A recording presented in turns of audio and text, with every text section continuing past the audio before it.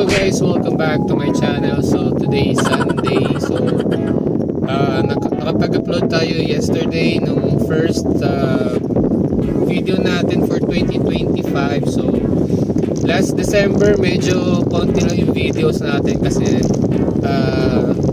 sobrang busy, tapos holidays, tapos daming ganap, and then may work din ako nung holidays guys, nung New Year's Eve, Christmas Eve, Christmas, January 1. So may work ako niyan. So kahit lang tayo ng kahit guys. So ngayon lang tayo ulit makakapag-upload ng bagong videos. So ngayon papunta tayo sa BGC. So puntahan natin yung Jordan Manila, at kung may time daanan natin yung Nike Fort. Tapos didiretso ulit ako ng Makati kasi may susunduin ako. So yun, kahit weekends guys, tinatry ko isingit yung mga videos natin para kahit paano meron tayong na-upload every week. Ayan. So kapag wala ako na-upload guys, isipin nyo na lang na busy ako sa ibang bagay. Ayun. So yun nga, this past few weeks ang daming release ng mga bagong sapatos. So isa na sa mga pinaka popular na releases this January, start ng January, is yung Kobe 5 Year of the Mamba. Okay, so lumabas yung yung eggplant na colorway. Yun. So nakita niyo naman sa video ko. So nakita ko siya sa Nike store sa May Glorieta. I think naglabas din sa ibang branches, no? Pati sa Foot Locker naglabas din. Pero hindi pa nakakapunta ng Foot Locker kung meron silang display or wala eh. So yun, bago pala lumabas yan sa store, ini-expect ko na rin siya na baka maging katulad siya ng mga unang lumabas o yung mga previous na labas ng Kobe na hindi masyadong tumatok sa mga tao.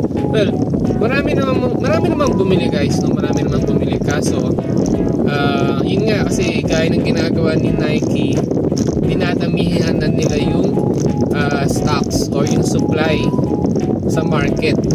Okay, kasi nga guys, tinatry na patayin ng Nike yung business ng reselling.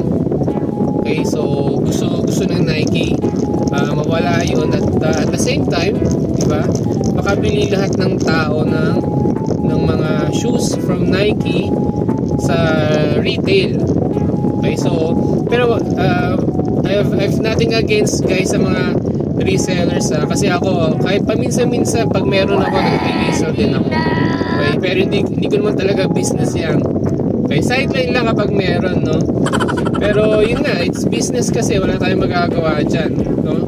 Pero yun nga, it's a good thing na marami ng supply ngayon ng mga sapatos, so hindi na nauubusan yung mga consumers natin. So yun, nung after ko mag-check sa Nike store, nag-check din ako dun sa sneakers site. So surprisingly, may mga available stock pa sa sneakers site. So I'm not sure today kung meron pa. Tapos naglabas din sa Titan app ng Kobe 5. So nung nag-check ako, may mga sizes na available. So ewan ko kung nakita nyo yun. So ayun nga. So di ko rin kasi magets guys yung mga Nike store, Titan, or kung ano mang site yung pinaparabol pa yung mga sapatos na yan, di ba? Tapos after ng raffle, biglang lalabas yung dami ng stock sa store, pati online. So, siguro it's part of the marketing strategy na rin, no, ng Nike. Okay, nandoon na yun guys kasi hindi na maaalis yun talaga.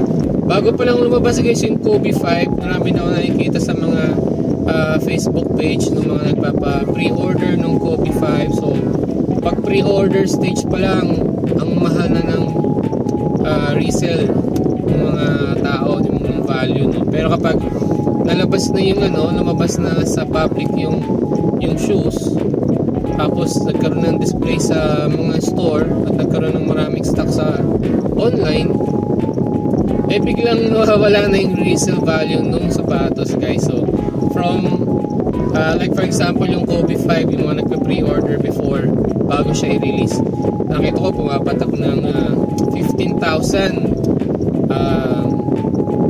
13 to 15,000, no? Yung range nung nakikita kong resale. Pero nung dumami yung nung nagkaroon ng mga stock sa store at sa mga online site, guys, biglang nawala na yung resale value at dami ko na nakikita na nagbebenta na lang ng plus 500, yung iba plus 1,000, yung iba nga nakikita ko SRP na lang binibenta eh. So ayun, ganun talaga yung business eh, di ba? Wala tayong magagawa dyan. Ayun, pero yun nga, merong bagong lalabas din na colorway ng Kobe 5. So same design lang din, guys, yung merong parang snake na naka-wrap around sa sapatos, pero ibang kulay. So kulay pula, color red siya, no? Pero hindi ko alam kung i-release dito sa Philippines, kasi feeling, ang alam pagkakabasa ko, guys, is exclusive lang siyang i-release sa China. So I'm not sure, malay natin. So abang-abang tayo, guys, baka i-release siya dito, pero feeling ko mas mukhang maganda yung yung pula kaysa dun sa eggplant na colorway. So I think mas papatok yun, in my opinion lang, ewan ko lang sa iba. Ayan. And thank you, guys, sa mga nanonood, ng videos natin. And sorry kung hindi ko na-replyan yung ibang comment, kasi yun nga, busy tayo sa work and sa family. And kapag nagkakaroon naman ng time na i-check yung mga comment nyo, so I tried na ma-replyan kayo. Ayun. So don't worry, guys, nababasa ko yung mga comment nyo. And thank you. May nabasa pala akong comment nung previous upload ko, no? So nagsukat lang daw ako. Hindi ko naman sabihin. Ayun. Ganun talaga eh. Kung kaya mo nga sinusukat ng isang bagay, damit man yan, jewelry, ano pa ba, accessories, yan, sapatos, di ba? Kaya mo nga sinusukat kung magugustuhan mo ba siya or hindi. So it doesn't mean na nagsukat ka, eh bibilin mo na. Okay?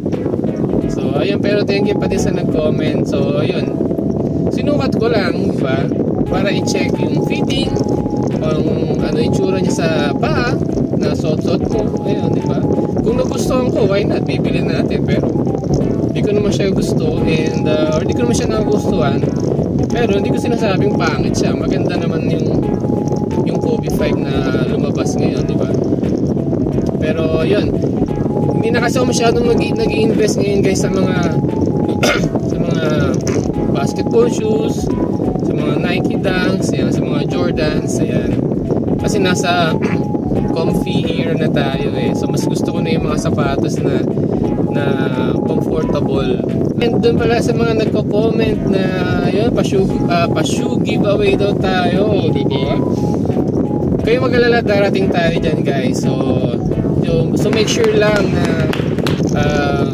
pinapanood nyo yung mga videos natin, nakasubscribe kayo, di ba? Naka-subscribe kayo sa YouTube channel natin, and then naka-follow din kayo dun sa Facebook page ko. Ayan, kasi minsan kasi nagpo-post din ako dun ng mga info na hindi ko na ipopost sa YouTube. Ayan, so kung naka-follow kayo sa Facebook page ko, naka-subscribe kayo sa YouTube channel natin, kapag nag-announce tayo ng pa-shoe giveaway, so yan, abangan nyo, guys. Okay? Pero yun nga, syempre may mga mechanics yan, di ba? Madali lang naman yun, guys. Okay, so abangan nyo na lang. Okay? So yun lang muna yung short topic natin, yung discussion natin today sa video na to. Ayan. So ngayon ko lang naman ginawa to, guys, habang nagda-drive tayo papunta dun sa BGC. So next video na yun, guys. And yun, check kung ano man yung mga comments nyo about sa mga nabanggit ko. Yan, comment down below kung ano yung opinions nyo, di ba? walang masama at pangit na opinion, di ba? Lahat ng tao is entitled sa mga kanya-kanyang opinions. Okay, so respect lang natin, guys. So ayun, thanks for watching this video, and syempre don't forget to like this and subscribe na rin sa channel.